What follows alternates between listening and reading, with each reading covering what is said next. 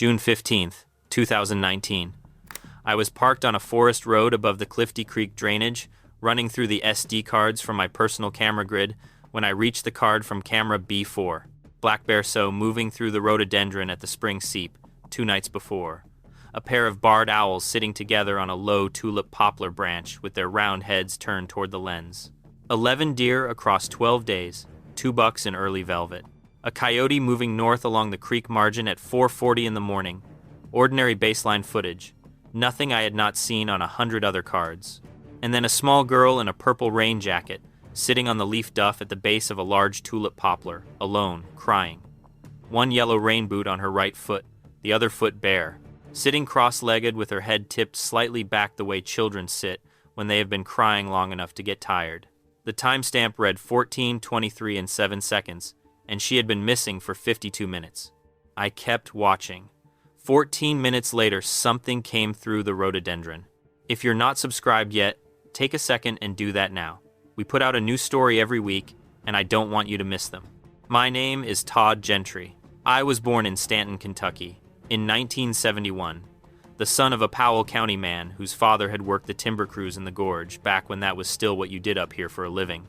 My grandfather walked these ridges for 30 years, pulling crosscut saws through chestnut oak and tulip poplar and eastern hemlock, knowing every spring and every slide and every place the creek bent hard enough to carve out a pool.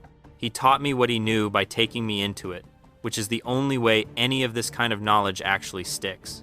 By the time I was 10, I could find my way from the rough trail to Clifty Creek in the dark and back out without crossing my own track twice. By the time I was 13, I could identify a water sound through 200 yards of thick canopy. By the time I was 17, I understood that this ground had a character to it that was separate from any individual season or weather event, something in the geology itself that made it feel older and more deliberate than most forest I had been in anywhere else in the state. Powell County. Kentucky is in the eastern Appalachian foothills, at the point where the Cumberland Plateau begins dropping toward the bluegrass.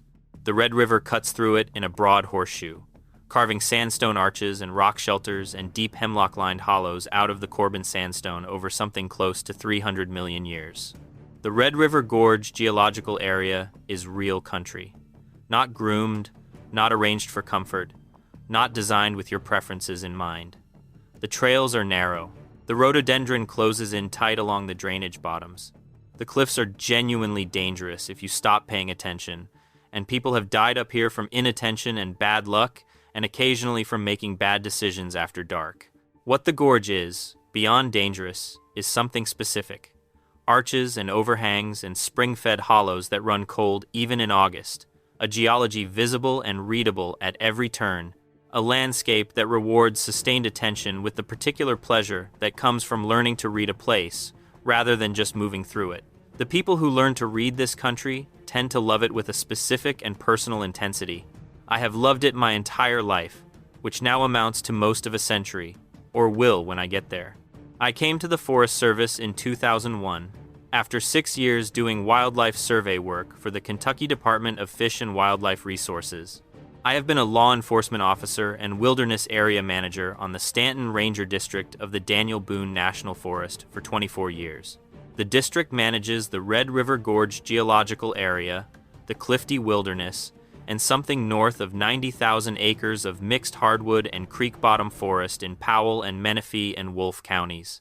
The ranger station is on Red River Road in Stanton, the county seat, a small city of about 3,000 on the northern edge of the gorge country.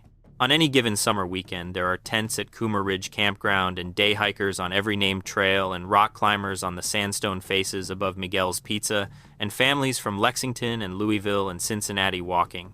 The Sky Bridge area, with children who range from competent to reckless depending on the day. The gorge is loved and heavily used, and it is still wild in the way that eastern Kentucky hill country is wild. Densely wooded, deeply drained, and full of places where a person who steps off the main trail is invisible in under a minute. I set up my personal camera grid in 2016, alongside the official Reckonix Hyperfire cameras I was running for a black bear population study in partnership with the KDFWR. The black bear range had been expanding northward through eastern Kentucky for a decade, and the gorge was seeing more bear sign than it had in 50 years. Mass season brought the bears into the chestnut oak stands on the south-facing ridges. The creek drainages brought them to water in the mornings.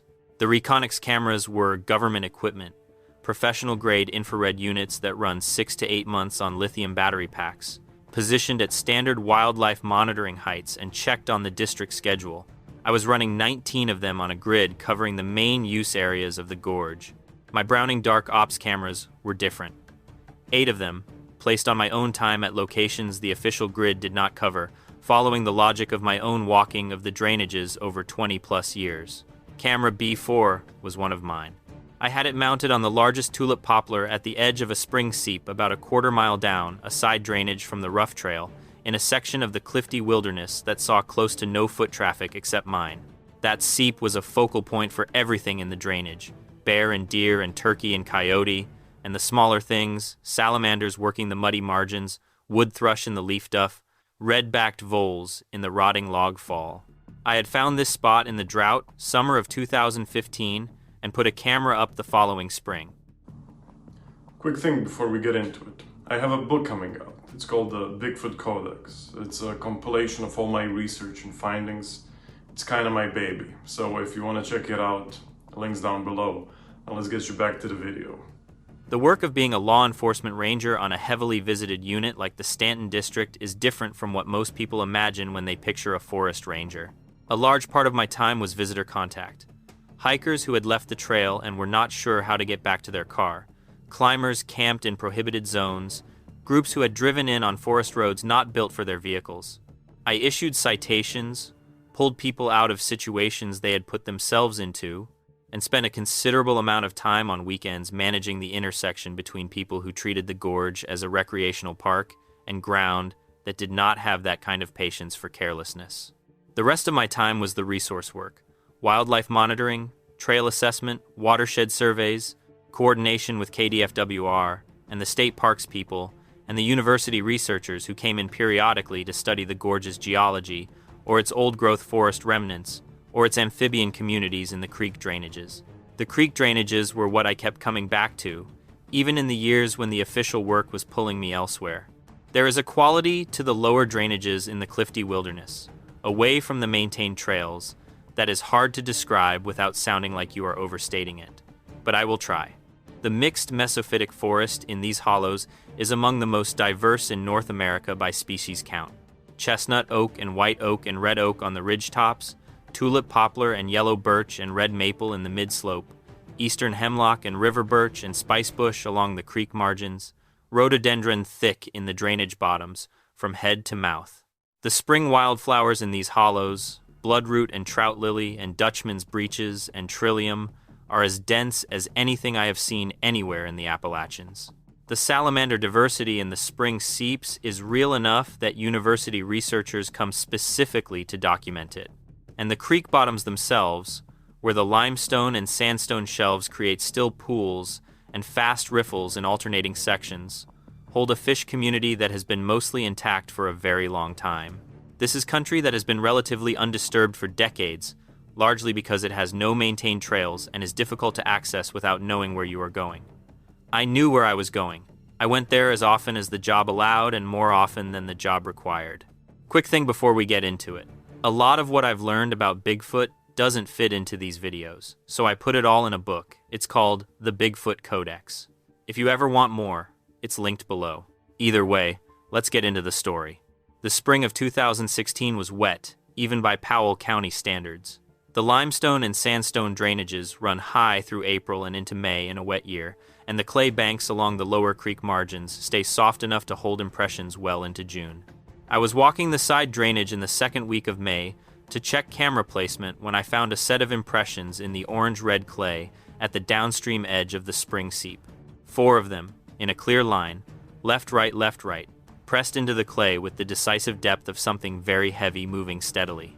Each impression measured 17.5 inches from heel to the leading toe edge, and 7.5 inches across at the widest point of the ball. The stride between consecutive same-foot impressions was close to 54 inches. 5 toe pads distinct and separately placed with individual definition in the clay. No claw marks. The heel was pressed deeply into the center of each impression, consistent with a bipedal walker carrying significant weight through the heel and ball, not distributing it across the forefoot the way a plantigrade quadruped does. The outer edge of the ball carried slightly more pressure than the inner edge, a gait characteristic I recognized from years of tracking human subjects in law enforcement work. These were not the tracks of anything that moved on 4 legs. I measured them 3 times. I photographed them from 6 angles, with and without scale cards, with my hand in frame for reference. I wrote the dimensions in my field log under a date code with no species designation because I had no species to designate. A black bear hind track in this size range shows claw marks and a short arch stride. A human in a size 14 boot covers 11.5 inches. These were 17.5 inches with spread toes and a stride that no human being produces. I cast the clearest impression in dental stone from the emergency kit I carry in my pack, let it set for an hour, wrapped it in cloth, and hiked out. I did not put it in any official report. What would I have written? I labeled the cast in a plastic bin in my storage room and put the photographs in a folder on my personal hard drive. Then I went back to the drainage with a camera.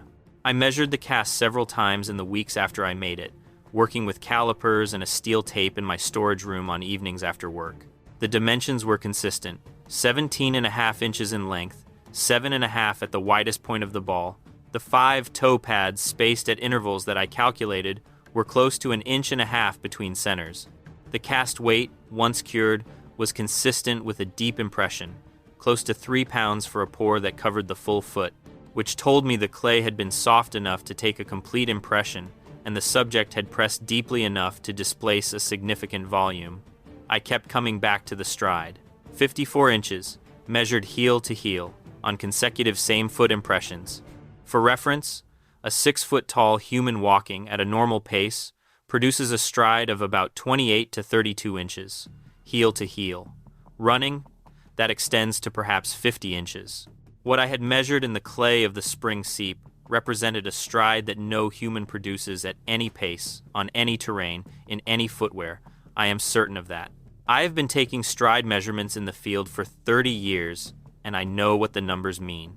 B4 produced anomalous results almost from the first month of deployment.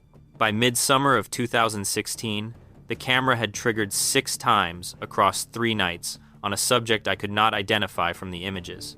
The infrared frames were dark and low-angled, the motion source tall enough that the PIR detection zone was only catching the lower portion of whatever was moving. One frame from a late July night showed what appeared to be the lower legs in motion, dark, coarse hair on the shin and calf, the skin showing at the ankle in the greenish cast of the full-spectrum night mode. The stride was long, the foot placement was bipedal. I added these frames to the same folder as the track photographs. In September of 2016, I adjusted B4's mounting angle to cover a wider detection field. By early October, the subject's transit route through the drainage had shifted about 30 feet west. I adjusted again in November. By the following May, the route had shifted another 20 feet north, keeping the subject consistently at the margin of my coverage zone. The adjustments were always subtle, always directionally consistent with where I had most recently pointed the camera.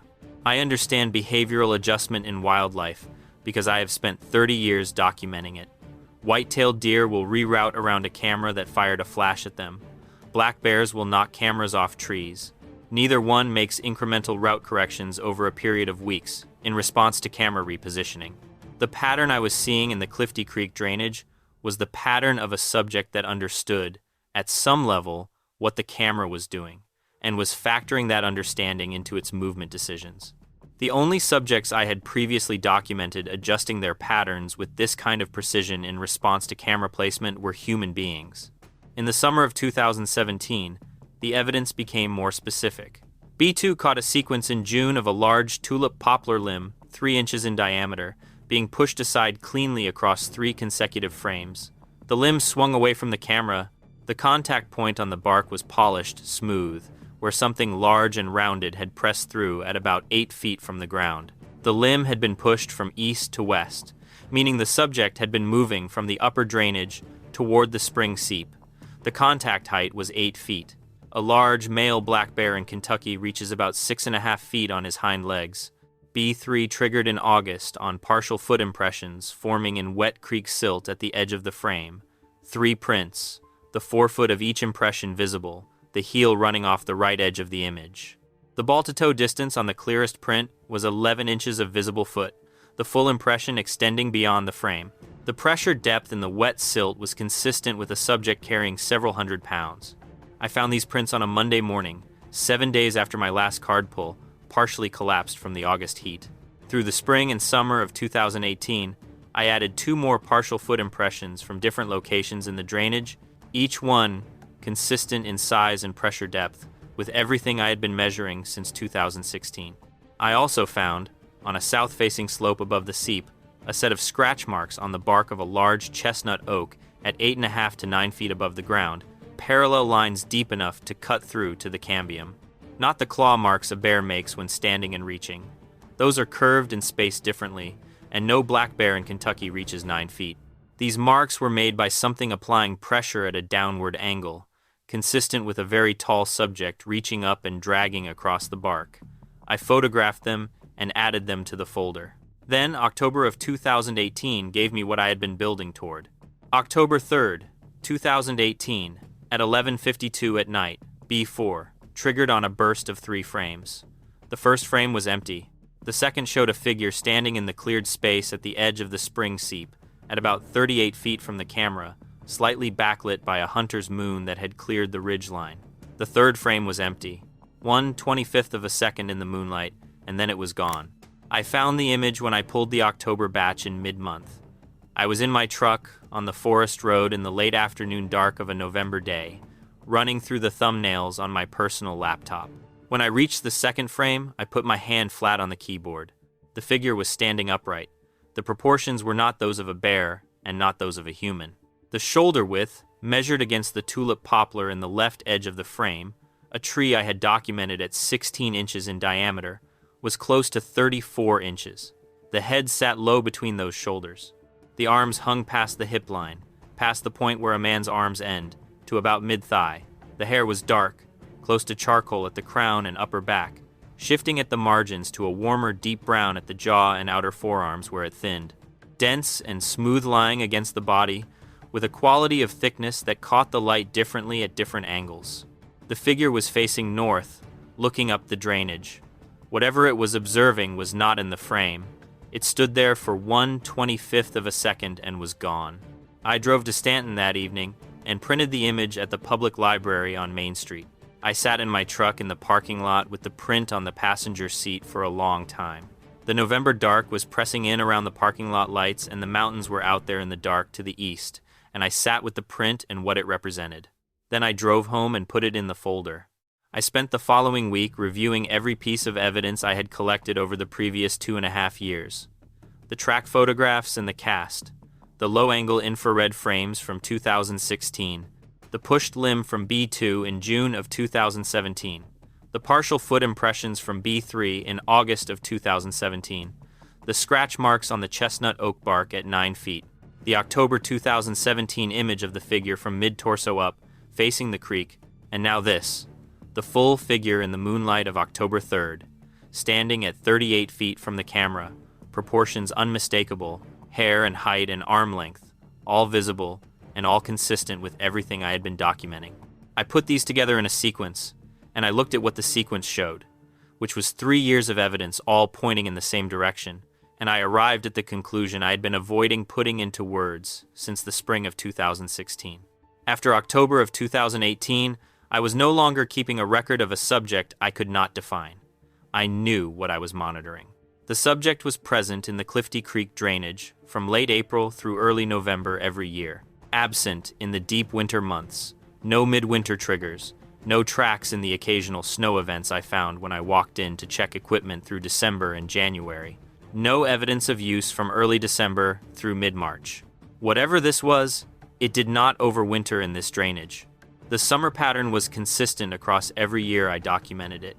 The subject used the creek channel as its primary travel corridor, moving north toward the Red River in the evening and south back up the drainage in the pre-dawn hours. The spring seep at B4 was a reliable stopping point on the southbound transit, triggering the camera 12 times across 2 full seasons, always between 10 at night and 3 in the morning. The foraging sign I found on the south-facing slopes above the drainage mapped the seasonal food cycle precisely. Serviceberry in June and July, wild pawpaw and spicebush berries in late summer, chestnut oak acorns through October. Every large omnivore in this region tracks that seasonal cycle, from black bears to raccoons to fox to white-tailed deer in their own way. The subject was using this drainage the way a large, intelligent, food-motivated subject uses territory it knows well, with precision and without waste. The behavioral relationship to my camera stations was what I continued to think about the most.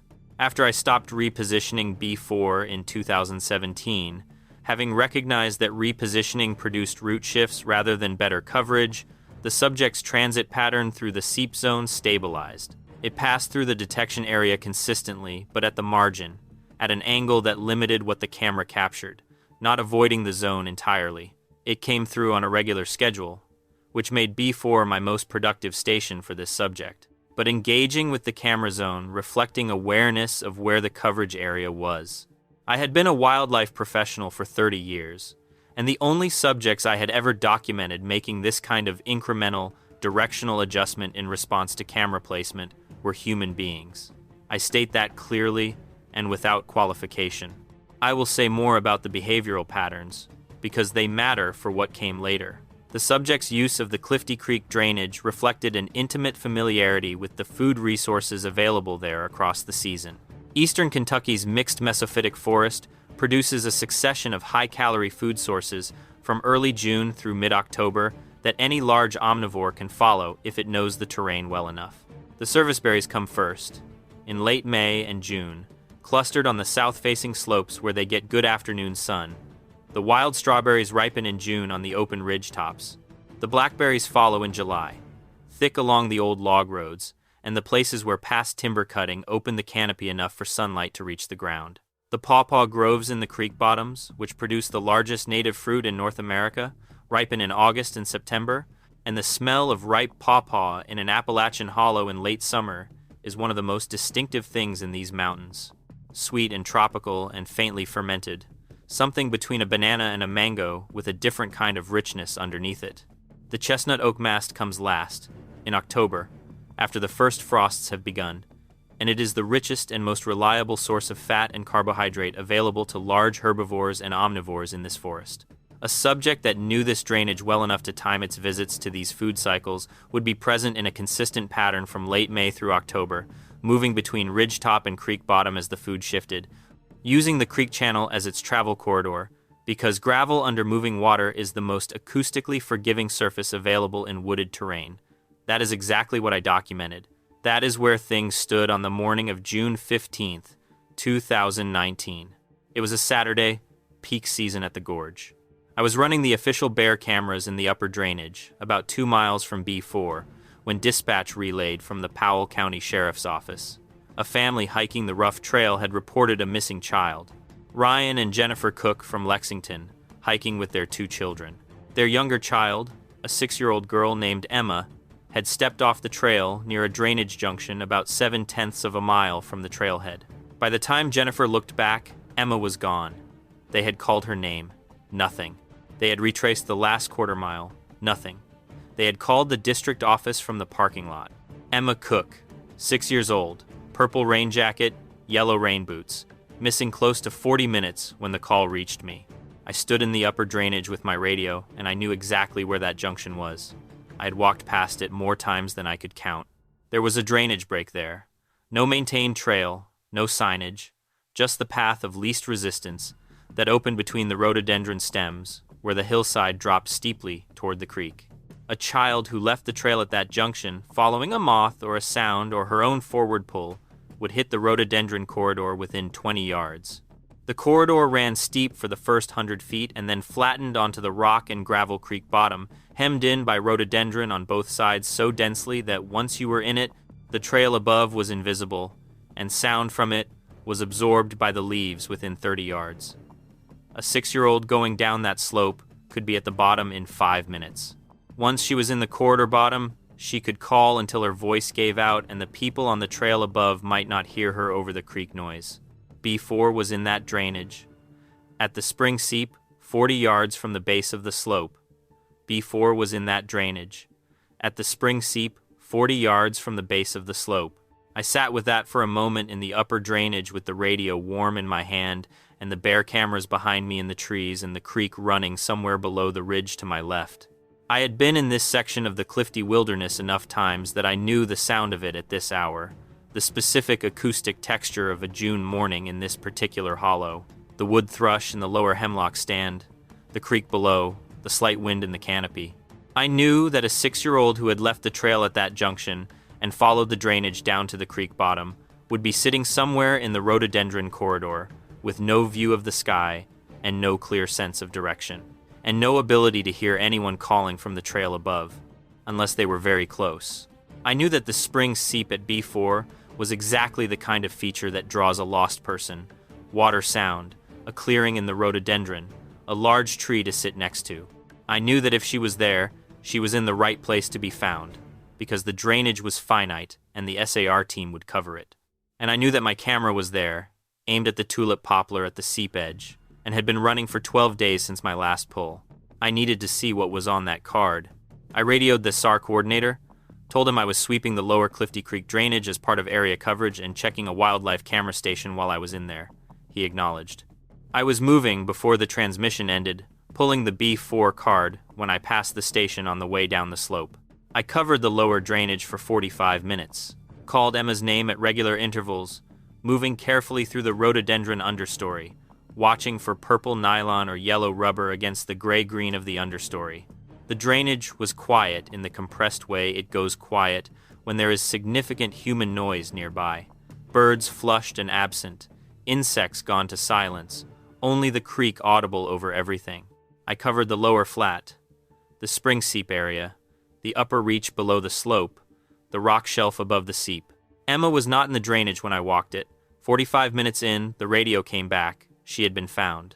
Ryan Cook had found her, 3/10 of a mile from the trail, asleep at the base of a large tulip poplar.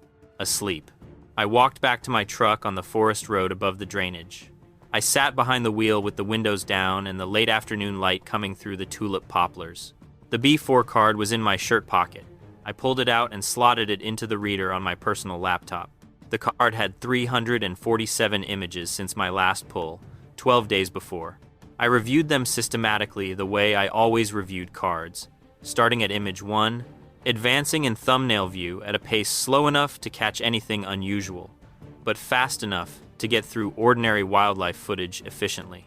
I had developed this method over years of reviewing thousands of images on dozens of cameras across the district and my personal grid, and it had 2 advantages. It gave me a baseline feel for the card before I found anything anomalous, so that when something unusual appeared, I had a clear sense of the surrounding context.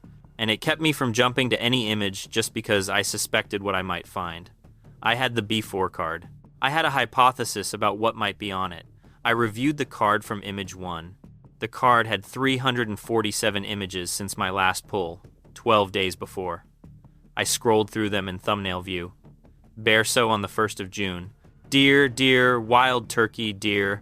The barred owls on the branch at 2 in the morning. Coyote at 4:40, moving north. Red fox at the seep edge at 5:15, drinking. A woodpecker working the bark of the tulip poplar below the camera, triggering the motion sensor across 6 frames of wings and a red head. Deer again. An empty frame on a wind trigger. Ordinary baseline. I had looked at 1,000 cards like this. At image 287, a small girl in a purple rain jacket appeared in the center of the frame. She was sitting on the leaf duff at the base of the tulip poplar that B4 was mounted on. The camera was 8 feet up the trunk, angled slightly downward. She was directly below it, centered in the frame. Cross-legged, hands in her lap, face tipped slightly back. 1 yellow rain boot on her right foot. Her left foot bare, the sock gone somewhere in the drainage. She was crying. I could read it in the posture. The pulled-in shoulders, the elevated chin, the slight forward curve of the spine that comes from sustained crying rather than a fresh bout of it. She had been at this for a while. Timestamp, 14:23 and 7 seconds. 52 minutes after her family last saw her. Next image, 14:24:41. Same position, still crying. The creek ran pale through the rhododendron behind her. I kept clicking. Image after image, timestamps advancing by 40 seconds, 60, 90. She stayed. She did not move toward the creek or toward the slope. She sat at the base of the biggest tree she could find, and she cried and she waited. And that is precisely what every piece of wilderness safety education tells a child to do when they realize they are lost. Stop moving. Find cover. Stay put. Make noise. She was doing 3 of the 4 correctly. At image 312, the timestamp read 14, 42, and 11 seconds. Emma was still in the center of the frame. At the upper right corner, where the rhododendron pressed closest to the cleared space at the spring seep edge, something was moving through the leaves. I put my hand flat on the laptop keyboard. I sat in the truck with the windows down and the gorge air coming in warm and carrying the creek smell and the heavy green smell of rhododendron in June. I sat still for a moment. Then I went to image 313. What came through the rhododendron was large, very large. It moved out of the vegetation into the open space at the seep, without pushing through the rhododendron stems so much as separating them, moving the branches aside and letting them close behind it. In image 313, it was visible from the chest down, still partially screened by the last line of rhododendron at the seep margin. In image 314, it had cleared the vegetation and was standing fully in the open. The figure was upright, standing on 2 legs with the weight distributed the way bipedal walkers carry themselves, not the strained forward lean of a bear on its hind legs or the locked knee posture of a person holding themselves purposely erect. It stood with a natural, settled weight distribution. The height, working from the tulip poplar trunk in the frame, a tree I had measured at 18 inches in diameter, was between 8 and 8.5 feet at the shoulder. The head sat relatively low between the shoulders, which were very wide. The arms hung well past the hip line, to about mid-thigh. The hair was dark. In the afternoon light filtering through the canopy gap above the seep, it photographed as a deep charcoal brown at the crown and upper back, shading at the margins to a warmer deep brown at the jaw and outer forearms where it thinned. Dense and smooth lying against the body, with a quality of thickness that caught the light differently at different angles. Not matted, not sparse, the hair of something healthy and large. The posture was not aggressive, not crouched, not lowered, the way predators lower themselves before movement. It was walking, upright and unhurried, in the direction of the spring seep. In image 315, it had stopped, standing about 22 feet from Emma. Facing toward her, but at an angle, the body oriented at roughly 30 degrees off a direct facing, so that it was not looking squarely at her, but at a point slightly to her left, toward the creek behind her. Emma looked up. Her face was visible for the first time in the sequence.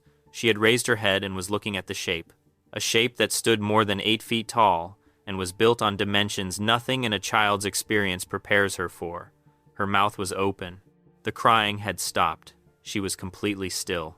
They held that position for 1 camera trigger interval, the shape standing at 22 feet, looking at the space beside her. Emma sitting, looking at the shape. Neither of them moved. In image 316, still. Emma's hands had moved from the ground beside her into her lap. The shape remained at 22 feet. In image 317, the shape began to lower itself. The movement was distributed over several seconds, a slow redistribution of mass, bending at the hips and knees in a sequence recognizable as sitting down, performed at a scale that made it look completely effortless. The whole mass of the thing came down smoothly, and it settled into a seated position about 15 feet from Emma, to her left, facing the creek. Not between Emma and the drainage slope that led back up to the trail. Not blocking her. Settled beside her the way another person might sit beside someone who is upset. Present, proximate, not pressing. Emma's shoulders came down from where they had been pulled tight. She did not smile. She did not speak above the camera's audio threshold. She sat with her hands in her lap and looked at the shape for a long moment and then looked at the ground in front of her. The shape faced the creek and was still. I watched them across 86 images covering 31 minutes and 44 seconds of afternoon. I counted the timestamps more than once because I did not want to misread them. By image 331, at 15:04, Emma's posture had shifted. Her spine had softened. The shoulder tension was gone. She was not relaxed the way you are when you are comfortable, but the specific distress of a child alone in a wilderness had lifted. By image 358, at 15:17, she was leaning against the base of the tulip poplar, head against the bark, eyes at half-mast. By image 379, at 15:26, she was asleep. A 6-year-old girl had fallen asleep 15 feet from a shape she had never seen before in her life. I sat in the truck with the laptop and I watched image after image during those 31 minutes. Each triggered frame was a snapshot, the shape seated to Emma's left, facing the creek, not moving. Emma in a sequence of slightly shifting positions as her body relaxed from the cross-legged upright posture of a frightened child into the leaning, yielding posture of someone no longer frightened. I watched this happen across 86 frames. I watched her chin drop toward her chest and then her head drift toward the bark of the tulip poplar. I watched her hands, which had been tight in her lap at image 317 when the shape first sat down, spread open and loose against her thighs by image 350. I watched the specific quality of tension that a frightened child carries in her spine, a tightness visible even in a still photograph, drain out of Emma's posture image by image across 31 minutes. Watching it happen in still images rather than continuous footage made it strangely more legible, because each image was a fixed moment, and the change between moments was clear and specific. By image 379, I could see, without any ambiguity, that the child in the frame was at rest. A 6-year-old girl had fallen asleep 15 feet from a shape she had never seen before in her life. In the Clifty wilderness, with her father 20 minutes up the slope, with one boot missing and the creek running cold below the seep, she closed her eyes and went to sleep. The shape did not move. The timestamps advanced. 15:26, 15:31, 15:37, 15:43, 15:49. The shape sat with the creek at its left and Emma asleep to its right, and it stayed. At image 390, the timestamp read 15:38 and 41 seconds. The shape moved. It shifted its weight in the same distributed way it had sat down, a slow redistribution that took the mass of the thing from seated to standing over 4 seconds and 3 images. In image 393, it was standing at full height, and in this image, the face was partially visible. The late afternoon light, coming through the canopy gap at a low angle, caught the face in a way the earlier frames had not. Wide brow ridge, the eyes placed deep in shadow beneath it, flat, broad nose with large nostrils, heavy jaw, the skin at the jaw and cheek showing through the thinning hair as a dark, brownish gray, like weathered limestone in a creek bed in August. The eyes, set deep under that brow, were not looking at Emma. They were looking toward the ridge, toward the upper slope, in the direction of the trail. At image 394, the shape was moving toward the rhododendron on the far side of the clearing. At image 395, it was at the frame edge. At image 396, it was gone. The clearing held Emma asleep against the tulip poplar. The spring seep ran. The afternoon light held through the canopy gap. At image 399, at 15:51 and 16 seconds, Ryan Cook entered the frame from the upper left at a pace that was faster than a walk. One arm out for balance against the rhododendron stems on the drainage slope, calling Emma's name. When he cleared the slope and saw her at the base of the tree, he crossed the clearing in 4 steps and was on his knees beside her before the camera triggered again. Emma woke immediately, the way children wake when they are resting near the surface of sleep rather than in the deep pull of it. She put her arms around his neck. He held her for a moment with his face pressed against the side of her head. In image 403, he stood with her in his arms and looked around the clearing once, a full rotation, before he turned and carried her up the slope and out of the frame. The shape had left 9 minutes before Ryan Cook appeared at the top of the drainage slope. I sat in my truck with my hands on the laptop keyboard, and I let that figure settle. 9 minutes. Not 30 seconds, not a minute. 9 minutes. The kind of lead time that is not a coincidence and is not a close call. It is a margin that tells you something about the quality of the subject's awareness and about the decision that was made. I have spent enough time in the field as a law enforcement officer to understand what 9 minutes of lead time means. It means that when the shape rose from beside Emma and walked into the rhododendron, Ryan Cook was at the trailhead parking lot. He had not yet started down the trail toward the junction. He was not close enough to be heard on the upper slope. He was not close enough to be smelled on the wind, if that mattered. He was 0.6 of a mile away and moving toward the drainage, but but nothing about his movement at that moment should have been detectable to something sitting in the rhododendron hollow at the spring seep. Whatever told the shape to leave when it left, it was not Ryan's arrival.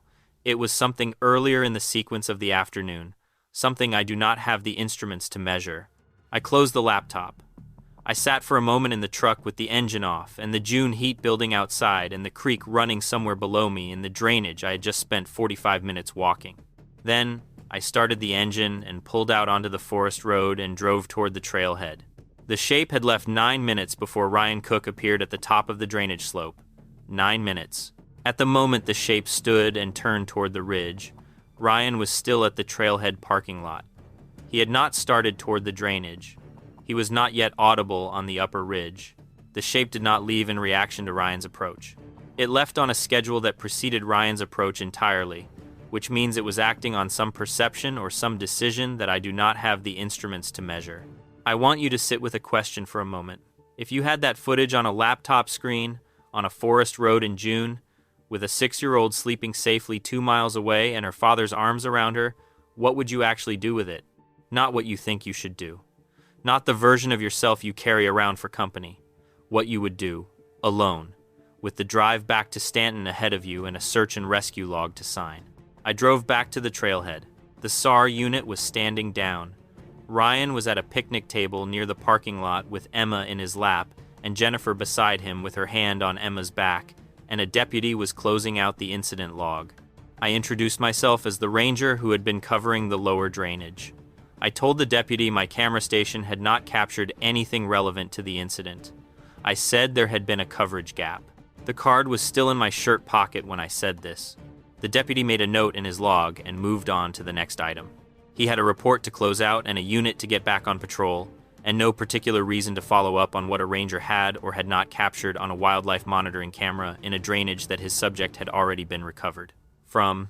I stood at the edge of the parking lot and watched Ryan carry Emma to their car, while Jennifer walked beside them with her hand on Emma's back, and I thought about what was on the card in my pocket and what I was going to do with it. I drove home to Stanton that evening and sat at the kitchen table with the laptop open. I watched the sequence again from the beginning, all 86 images of it. Then I copied the full image series to an encrypted thumb drive I keep in a lockbox in my filing cabinet, alongside some old hunting licenses and my grandfather's compass. Then I formatted the B4 card. The reasons were real. Emma's face was clearly visible in multiple frames. If I submitted the footage, it would enter an official log accessible through records requests within 72 hours. And from there, it would follow the path that footage like this always follows. What happens to young children whose faces become attached to contested and viral material is not something I was willing to visit on a 6-year-old girl whose only contribution to any of it was getting lost for 52 minutes. That reason is real, and I hold it. There was also the other reason, the one I have never fully put into words, which is that I had spent 3 years building a careful and private record of something that managed its presence in the Clifty Creek drainage with exceptional precision. And I had watched that footage. I had watched the shape arrive and settle beside Emma and face the creek and stay for 31 minutes and leave 9 minutes before her father came. I had watched a child who had been crying alone in a wilderness stop crying and go to sleep. I had watched a subject that had spent 3 years demonstrating that it understood the difference between being observed and being known. Choose, on one June afternoon, to be near a frightened child without seeming to require anything of her. Whatever I believed about what the footage showed, I believed that the subject in the footage had made choices that deserved to be respected, including the choice to leave before the father arrived. It knew where the cameras were. It adjusted its routes. It left before the father arrived. It conducted itself across every season I had documented, reflecting awareness of the boundary between being present and being known, and seemed to prefer the space on the near side of that line. I was not willing to collapse that boundary for it. I kept running the camera grid through 2020 and 2021. The patterns were unchanged. The same drainage, the same seasonal schedule, the same transit corridor through the seep zone at B4. The camera triggered on this subject 14 times in 2020 and 11 times in 2021. Always at night, always at the margin of the detection zone, always consistent with the behavioral patterns I had been documenting since 2016. In the spring of 2020, I began leaving things at the base of the tulip poplar when I came to pull the cards. Small offerings, a handful of ripe service berries folded in a piece of bark, a cluster of May apples from the slope above the seep. I left them when I checked the cameras and retrieved what remained 3 weeks later. The service berries disappeared. The May apples disappeared. B4 never captured the taking. The takes always happened outside the detection arc or during the 2 hours when I was in the drainage pulling cards. During those 2 hours, I heard nothing unusual, found no disturbed ground except what I had disturbed myself. Whatever was taking the offerings was doing so with me 30 yards away and did not want me to know about it. I found this interesting then, and I find it interesting now. I stopped leaving things in 2022. The pattern of the subject's presence in the drainage did not change. Through those years, I kept refining my documentation methodology. I added a fourth camera, B9, on the south-facing slope above the seep where the serviceberry and pawpaw grew, aimed at a specific patch of soft soil near a creek crossing where I had found the clearest track impressions over the years. B9 triggered on the subject 11 times in 2021 and 9 times in 2022. Always at night, always moving in the expected direction for the time of year. In August, north toward the river and the berry slopes. In October, south toward the lower drainage and the mast. The behavioral consistency across years was striking enough that I could have predicted, within a few days, when the subject would next appear at any given station. I did not share any of this data. I did not know what I would say about it or to whom. The pattern of the subject's presence in the drainage did not change. It continued on its established schedule either way. Some arrangements do not require reciprocity. In March of 2022, an email came to the district office general contact address. I had thought about that email arriving, or something like it, many times in the years since I formatted the B4 card. Not constantly, but periodically, when I was driving the forest road above the drainage on a morning patrol, or when I was reviewing the camera data from the latest card pull and looking at the same low-angle infrared frames from the same transit corridor, I would think about what Ryan Cook might one day want to know. Whether Emma was carrying the afternoon of June 15th the way I was carrying it, as something real that had no language for itself yet, looking for a context that could hold it. In March of 2022, an email came to the district office general contact address. Ryan Cook from Lexington, looking for the ranger who had been on scene the day his daughter went missing in the Clifty wilderness in June of 2019. He wrote that his daughter had never stopped talking about that afternoon. He described the details she returned to consistently, the specificity of them across 3 years of telling, the quality they had that did not match what he expected from a frightened child's reconstruction of a difficult afternoon. He said he wanted to know whether there was any trail camera coverage from the area where Emma was found. I called him the same day. We met at a diner on Main Street in Stanton on a Saturday in April of 2022. Ryan drove up from Lexington with Emma, who was 9 by then. Their older son Will stayed home. Ryan had told Emma only that they were meeting the forest ranger from the gorge, who had been there the day she got lost. According to Ryan, she had asked questions the entire drive up and gone quiet when they pulled into the parking lot. She walked into the diner ahead of her father. She looked around the room, found me in the corner booth, came over, and sat down across from me. 9 years old. Dark hair, brown eyes, a sweatshirt with a barred owl on it, which I noticed and felt was an appropriate choice for the occasion. She put her hands flat on the table and looked at me directly.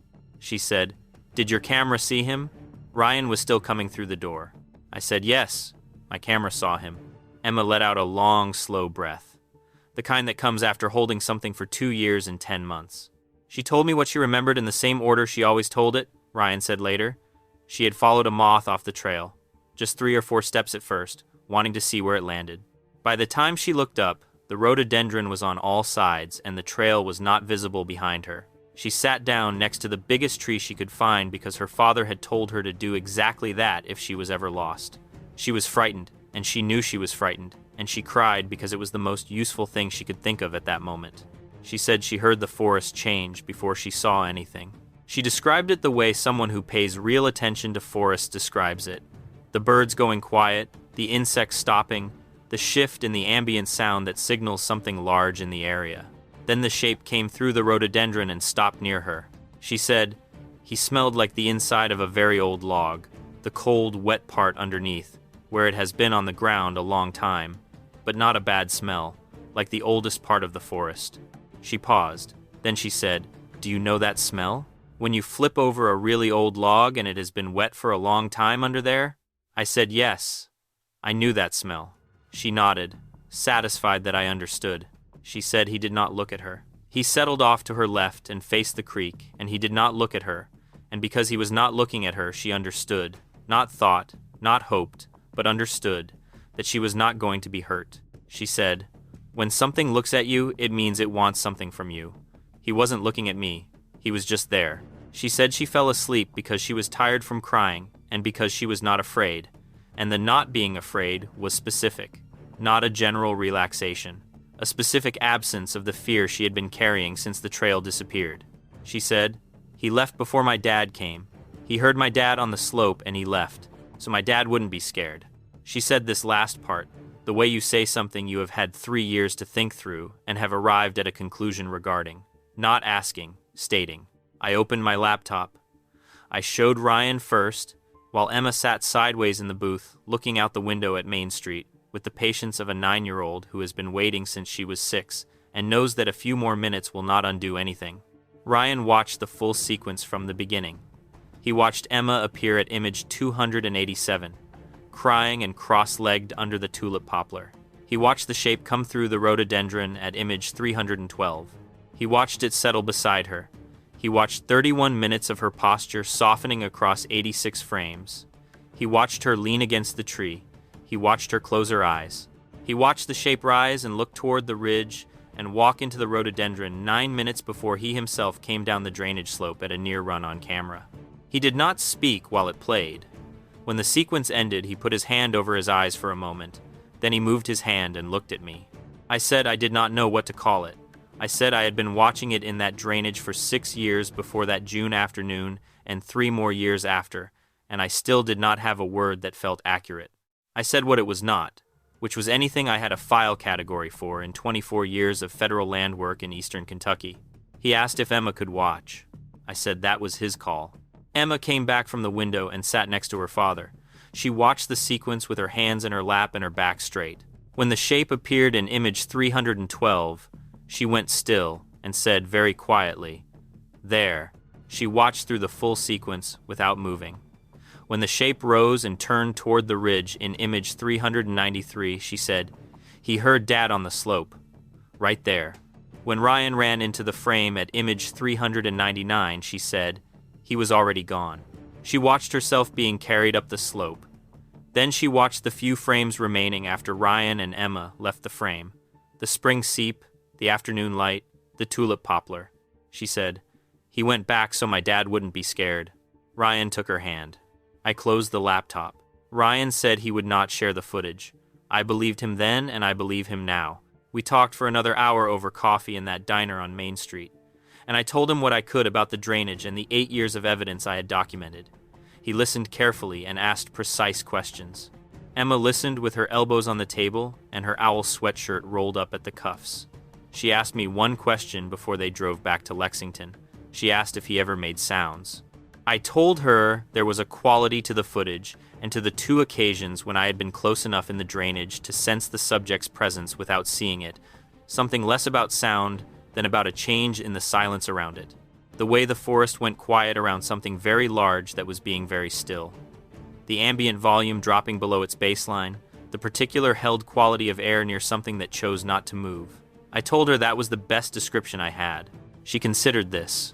Then she said, "When he was there, it was very quiet. But it wasn't the kind of quiet that means something scary. It was the kind of quiet that means something big is near, and it's not coming at you." We shook hands in the parking lot. Emma shook my hand with both of hers, briefly, in the way children do when they have decided something is a serious occasion. Ryan said he was grateful. I said I was glad Emma was all right. He said, "She was always all right. From the moment I picked her up, she wasn't traumatized. She was tired and she had one boot. She needed someone to confirm she hadn't imagined it." In September of 2023, they came back to the gorge. Ryan and Jennifer and Emma, who was 10. Ryan texted me that morning, a brief note saying they were coming up and asking whether I might meet them at the trailhead. I drove up. We walked in together on the rough trail. Emma carried a small pair of binoculars on a strap around her neck, unused. She wore them the way you carry something you want available rather than something you plan to use immediately. When we reached the junction where the drainage broke off from the main trail, she stopped and stood at the trail edge for a moment, looking down into the rhododendron corridor. She did not say anything. Then she nodded, and we kept walking. We stopped at a trail bench above the junction and sat for a while. The creek was running below us, lower than its June level, clear over the sandstone in the afternoon light. A Carolina wren was working the rhododendron understory with the manic churning energy that wrens carry all summer. The tulip poplars had begun to drop the first of their early leaves, the ones that yellow before the rest, and the September light was finding the ridge through gaps in the canopy. The air had that particular gorge quality in September, cool in the shade, bright where the sun reached the ridgeline, carrying the faint, sweet smell of the pawpaw groves ripening in the bottoms below. We did not go off the trail. I did not offer to take them to the spring seep, and Emma did not ask. She sat between her parents on the bench and looked down into the canopy below the trail edge with an attention that was quiet and serious and complete. After a while, she said, "Is he somewhere nearby?" I said I thought so. September was still within his active season, and the pawpaw bottoms below us would be drawing him toward the lower drainage. She sat with that. Then she said, "I hope he knows we came back." I retired from the Forest Service in April of 2025 after 24 years on the Stanton District. My supervisor said some things at the small gathering at the ranger station that were accurate and generous. I drove home that afternoon and sat on my back porch watching the last light leave the ridgeline to the east. And I thought about the whole of it in the way you think about a thing, when the immediate pressure of carrying it for a long time has eased, and you can see it from a small distance. I still go up to the gorge. Not on any schedule, not because any agency requires it, just because it is mine, in the way a place is yours, when you have known it your whole life, and it has given you something that changed your understanding of what the world contains. I check my camera grid when I can. B4 is still up on the tulip poplar at the spring seep. I replaced the mounting strap last fall and repositioned the camera slightly to account for new rhododendron growth on the east side of the detection zone. The subject is still in the drainage. Last August, B4 triggered on a clear night sequence showing the full figure at the seep margin, facing east toward the creek, in the partial moonlight. Dark hair, wide shoulders. Standing the way it has always stood. Settled, balanced, unhurried, not asking anything of the night around it. 9 years I have been documenting this. In that time, I have reviewed close to 60,000 images from the 8 cameras in the Clifty Creek drainage. I have documented what appear to be regular patterns in the subject's use of specific foraging areas, travel corridors, and resting sites. I have found shelter sign twice, once in 2019, a lean-to structure built against a limestone shelf in the upper drainage, and once in 2022, a pressed leaf resting site in the hollow below the seep that showed a body impression about 6.5 feet long with a pronounced central compression, the weight distributed laterally in a pattern consistent with something sleeping on its side. I photographed both sites thoroughly and kept the documentation in my personal files. I have also found, on 3 separate occasions over 9 years, what appear to be smaller versions of the same tracks in the soft soil of the drainage margins. The first was in August of 2020, a partial print that measured 11.5 inches, pressed into the silt of a creek crossing. The second was in June of 2023, a set of 4 consecutive impressions along the clay bank below the seep, measuring 12.5 inches, with a stride of about 32 inches. The third was last spring, in April, a single clear impression in the mud at the spring seep itself, 8.5 inches long. If these tracks are what they appear to be, the Clifty Creek drainage is not occupied by one subject. It is family range. I hold that observation carefully, because I hold everything about this drainage carefully, and because the implications of it are larger than anything I have processed yet in 9 years of watching. 9 years I have been documenting this. It has been in the Clifty Creek drainage since before I started watching, and will almost certainly be in it after I stop. I do not know how long its kind have been in the Red River Gorge country. I know what my cameras show me, and what they show me is a subject that has used this drainage with precision and purpose across every year of documentation, a subject that understood, before I ever pointed a camera at it, the difference between moving through a place and being known in it. I think about the departure most, not the arrival, which is what the footage shows clearly and what would convince most people if I showed them the images. The departure is what I return to when I sit with coffee on my back porch in the early morning before I drive up to the gorge. It rose from a seated position 9 minutes before Ryan Cook appeared at the top of the drainage slope. At the moment the shape stood and turned toward the ridge, Ryan was still at the trailhead parking lot. He had not started toward the drainage. He was not yet audible on the upper ridge. The shape did not leave in reaction to Ryan's approach. It left on a schedule that preceded Ryan's approach entirely. Emma was 6 when she said he left so her dad wouldn't be scared. She was 9 when she said he went back so her dad wouldn't be scared. She said both versions in the tone of someone reporting an observation rather than offering an interpretation.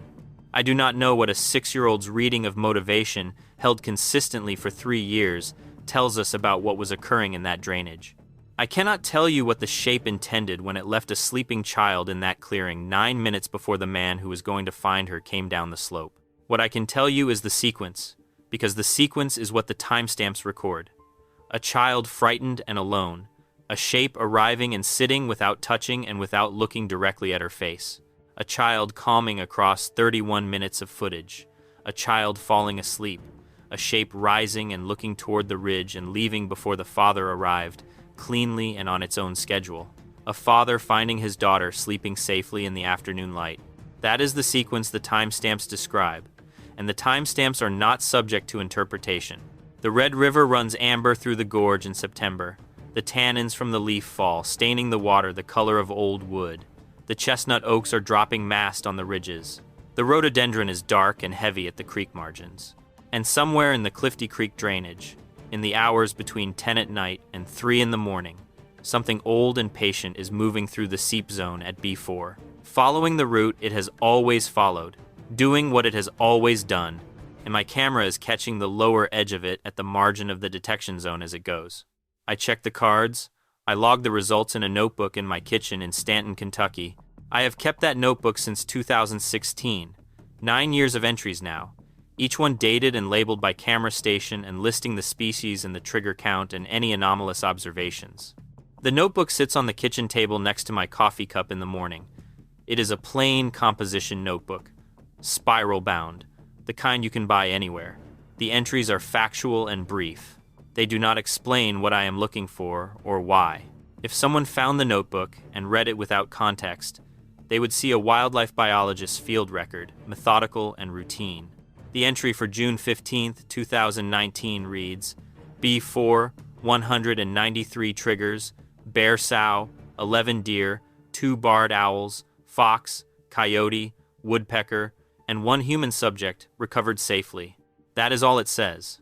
That is all any official record of that day would ever show. I take coffee up to the forest road sometimes in the early morning before the hikers arrive and sit with the windows down and listen to the gorge come alive in the day. The barred owls call through the hemlock hollows, and the creek runs below, and the tulip poplars hold the light in their crowns the way they have held it every morning of my life. That is enough for me. That has always been enough. The gorge does not ask me to understand it.